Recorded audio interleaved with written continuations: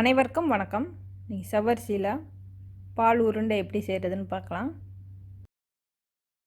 அரை கப் சவ்வரிசி, மாவு சவ்வரிசியை நல்லா ஊற வச்சு எடுத்துக்கணும். நல்லா ஊற வச்சாதான் மிக்சியில் சீக்கிரம் அரைப்படும். சவ்வரிசியை 1 மணி நேரத்துக்கு மேலே ஊற வச்சு எடுத்துக்கலாம்.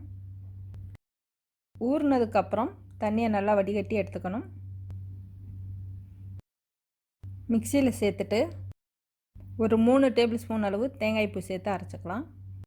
தண்ணி சேர்க்காமல் அரைச்சி எடுத்துக்கணும். கெட்டியாக அரைச்சி எடுத்துட்டு சின்ன சின்னதாக உருட்டி எடுத்துக்கலாம்.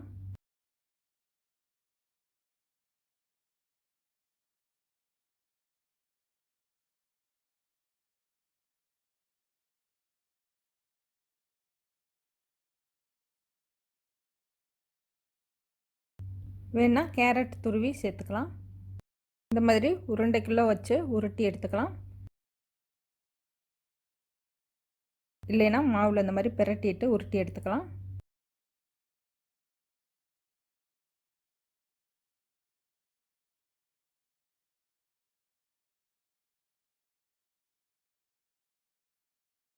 இப்போ தனியாக உருட்டி எடுத்து வச்சுட்டு 2 கப் பால் சேர்த்து கொதிக்க விடலாம்.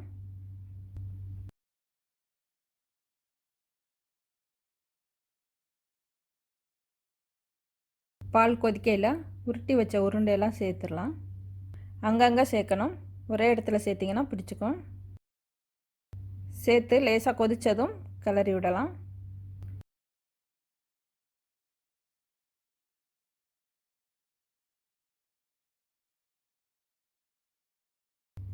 ஒரு கொதி கொதித்ததும் அரை கப் சீனி சேர்த்து கலந்துட்டு கொதிக்க விடணும்.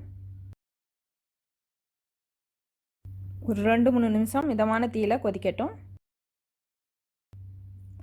மிக்சியில் அரை கப் தேங்காய் பூ சேர்த்து கொஞ்சமாக பால் இல்லைன்னா தண்ணி சேர்த்துக்கலாம். 2 ஏலக்காய் சேர்த்து நைஸாக அரைச்சி எடுத்துக்கணும்.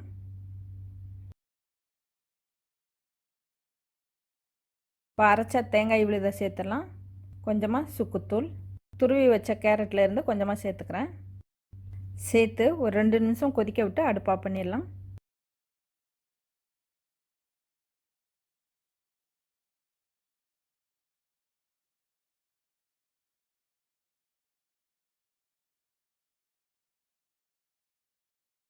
முந்திரி பாதாம் வேணால் சேர்த்துக்கலாம். இப்போ சுவையான சவ்வரிசி இனிப்பு உருண்டை ரெடி ஆயிடுச்சு. நல்லா சுவையாக இருக்கும். நன்றி, வணக்கம்.